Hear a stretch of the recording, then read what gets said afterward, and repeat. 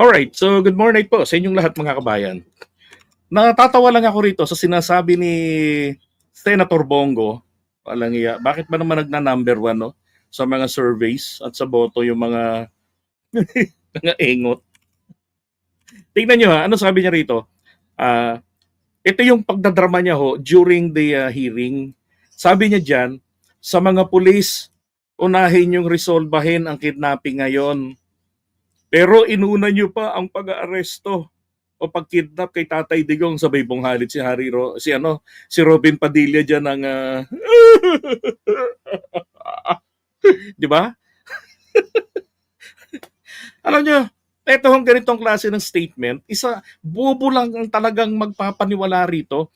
No, sabi ko nga etong ginawa ng mga senador natin sa hearing na 'yon, nagpapakita lang. That's clear, that's a clear manifestation na wala nang utak na ginagamit. Dinadaan na lang sa emotional appeal. 'Di ba? Para ano, why do they need to resort to emotional appeal? Galitin ang ang taong bayan laban sa ating pangulo. 'Di ba? 'Yun lang naman ay dahilan doon magalit ang mga taong bayan. Oh, lang para ano, mapababa nila sa pwesto dahil alam nila hindi na ang isisigaw-sigaw nila, bring him home. Ano bring him home? Ano yan, nandyan lang nakakulong sa kamkrami, maiuwi nyo kaagad, bumalabs yan. Di ba? So gusto lang talaga nilang pahiyain yung tao. Oh. Pero ito ho ay isang maliwanag na malaking katangahan. Bakit ko po yan sinabi? Ito yan Kung lagay po natin ang sarili natin, let's put ourselves into the police situation. Diba? Pwede ho bang ang pulis natin ay mamili kung ano ang klase ng problema ang uunahin? Pwede ba yun? Diba? Loko-loko sabi niya, sa mga pulis, unahin yung resolbahin ang kidnapping ngayon. Pero inuna nyo pa ang pag-aresto o pag-kidnap kay Tatay Digong. Ogags ka pala Unang-una, sa kalokohan na lang sa sarcasm na lang, I mean. O hindi ka ba dapat matuwa? Nakidnap. Yun ang pinalilitaw nila, Duterte was kidnapped, di ba? Ngayon, sa akin po, hindi ho po pwedeng sabihan ng ganyan ng mga polis kung ano ang kanilang unang dapat na harapin na problema. Unahin yung kidnapping, paano yung mga nakawan? Paano yung mga snatcher, 'di ba? Yung mga petty crimes sa kalsada. Oh, talagang siraulo lang to si Bongo May masabi lang talaga. Makapagdrama lang. Grabe, sino ba mga botante nito? Yung mga nalunod doon sa Malasakit Center. Nako, ginagago lang kayo ni Bongo sa Malasakit Center na 'yan. Wala naman siyang nilalabas sa sarili niyang pera doon na para masabing nagmamalasakit. Dati ho kasi, due to generosity ng DSWD at sa kanyang kalagayan, sa status niya na lagi nakatutok sa Malasakit Center, panahon ni Duterte, hanggang panahon nito ni PBBM, ay tuloy-tuloy po na tumatanggap ng budget, parang cash grant mula sa DSWD. O kaya lang, baliktad ang utak nitong maman to, hindi man lamang sinisita yung mga naninira sa Pangulong Marcos. So ano ho nangyari ngayon? 'Di ba? Sinilip nila ng sinilip yung mga ayuda.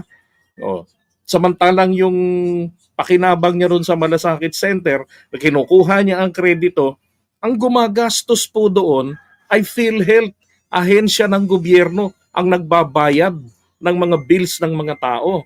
Pag hindi kapag kulang, kasi hindi naman na-improve ni Duterte ang PhilHealth Baon nga sa utang yan 'Di ba? Kaya nga si dating retired General Morales, yung presidente niyan, pinag-resign niya dahil ang daming issues na hindi nito nare-resolve. Tapos may issue pang involve yata yung mama. 'Di ba? Si Morales, in fairness naman, isa sa mga sa mga parang trilyanis yan nung araw na talagang may advocacy. Kaya lang, napunta kay Digong. So ngayon, nilet go rin ni Digong.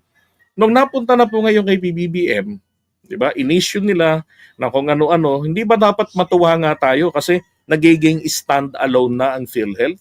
Hindi na kailangan ng subsidy kasi mayroon pa silang mga 5 o 4 pang other sources of fundings. May negosyo na silang sarili. Nag-i-increase din ang coverage. Oh, nakakabayad naman sila. No, may 60 days kasing leeway yan para makapagbayad si PhilHealth. Mga gago lang tong mga to eh. Pagmamalaki niya ang malasakit center kaisa-isang pinagmamalaki. Ahensya pa rin naman ng gobyerno ang naglalabas ng pera doon. Ang nagbabayad si PhilHealth, pag hindi na-covered ng PhilHealth, let's say hindi 100% ang coverage, o kaya naman lagpas yung bill doon sa covered amount, 'di ba? So pupunta sa sa PCSO, manghihingi doon. O kaya naman kung hindi sa PCSO, DSWD po muna, 'di ba? Papupuntahin doon sa DSWD. Ano yung sa DSWD po? SWA. Kaya diyan sa East Avenue ko naranasan 'yan. Nung may natirang 19,000 sa akin, pumunta ako ng SWA. Yun din naman ang bilin ng billing department ng East Avenue. Pagdating ng SWA, covered lahat. Pero pag hindi pa na-covered lahat ng SWA, may matatakbuhan pa po ang taong bayan. PCSO. Ganon. Ngayon, ang ginagawa naman ito ni Bongo, sinasabi ng mga tao na nagpunta ako ng Malasakit Center, wala akong binayaran. It is not because of the Malasakit Center. It is because of the government agencies na nakapaloob ang mga representante nila sa kwarto. Parang itong bahay, itong tirahan ko, isang kwarto lang to. Dito kami lahat sama-sama pamilya. Ganun. Yung iba-ibang ahensya ng gobyerno, nandito may mga representante. 'Di ba? One-stop shop. Originally, nung wala pa yung Malasakit Center, nandyan na yung mga opisina ng gobyerno katulad ng PhilHealth, nandyan yan. Ang DSWD, nandyan na yan sa mga hospitals. Nandyan na po silang matagal ng panahon.